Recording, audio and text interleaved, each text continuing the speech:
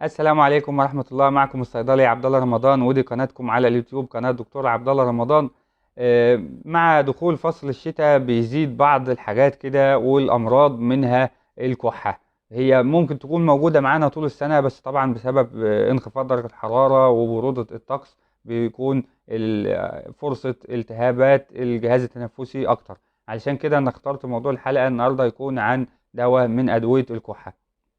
بس قبل ما ندخل في الموضوع، انزل اتأكد انك مشترك في القناة ومفعل زر الجرس ودوس لايك طبعا، عشان اللايك بيساعد ان الفيديو يوصل لعدد اكبر من الناس. نخش في الموضوع على طول، مطولش على حضراتكم.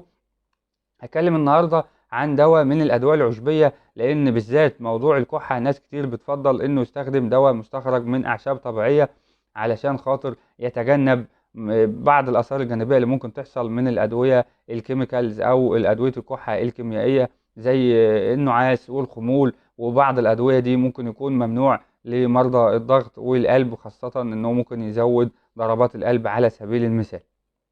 علشان كده انا اخترت اشهر دواء من ادويه اوراق اللبلاب المجففه، اسمه ايفي برونت شراب. ادي الاسم بالعربي والاسم بالانجليش، ايفي برونت شراب.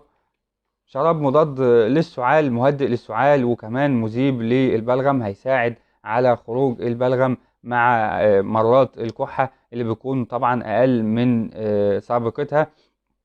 كمان الايفي برونت اعشاب طبيعيه، فهيكون امن لمعظم الناس. هتكلم عن النقطه دي بالتفصيل.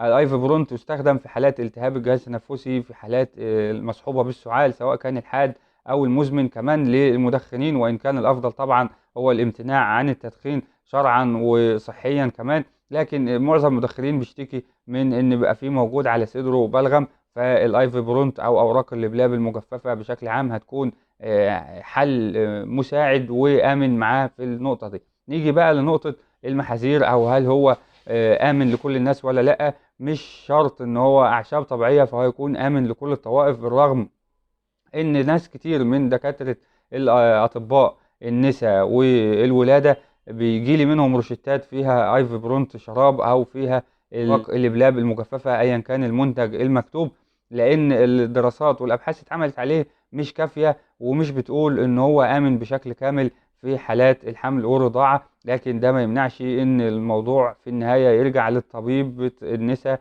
او الطبيب المعالج، هو اللي يقدر يقول انا بفضل مثلا الاوراق اللبلاب المجففة او الايفي برونت عن الادوية الكيميائية في الحالة دي.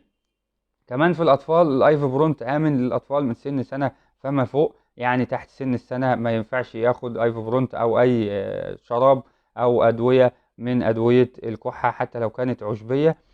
الجرعة بتاعته من سن سنة لسن 5 سنين بتكون 2.5 سنتي 3 مرات يوميا، من 5 سنين ل 12 سنة بتكون 5 سنتي مرتين بس، من فوق ال 12 سنة لحد كبار السن والمسنين يقدروا ياخدوه من 5 ل7 سنتي 3 مرات يوميا، حسب الجرعة اللي بيحددها الطبيب وحسب شدة الحالة طبعا. ويفضل ان تستمر مدة العلاج لأسبوع حتى لو خفت الأعراض، عشان ممكن يكون الأعراض خفت لكن ما زال الالتهاب موجود.